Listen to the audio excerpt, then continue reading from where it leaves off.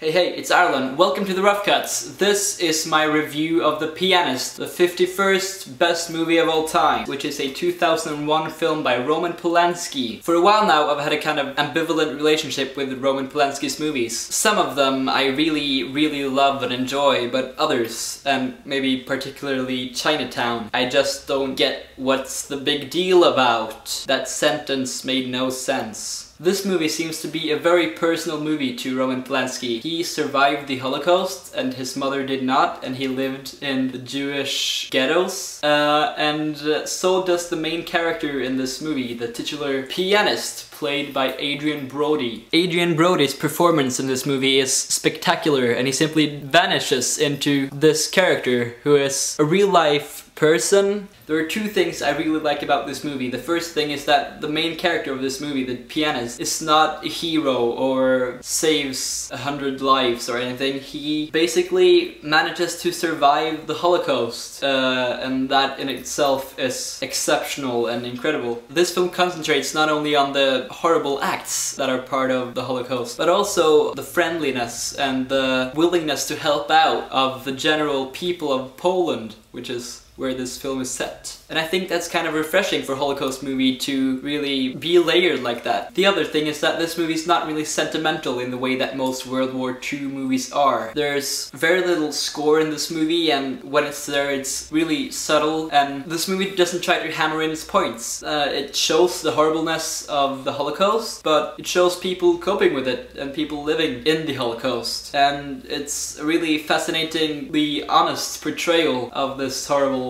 thing. For the first 45 minutes of this movie, I really felt very emotionally numbed, and I saw horrible things happening everywhere, but I really didn't respond to them because the central characters of the movie did not either. And I think that's really a stroke of genius on Roman Polanski's part, because that's not something you see, and it's very simple for a filmmaker to overwhelm the audience with emotions, but it's kind of hard to really keep them invested in characters that don't respond much to their horrible settings. The filmmaking elements of this movie are generally very simple and very organic to the story, and they really serve the characters. I've been avoiding this movie mainly because it's a World War II movie, and it seems depressing, and it's 3 hours long. But like a couple of the other movies I watched, it really seems worth it, and it's a great movie. I literally think it's one of my favorite World War II movies now.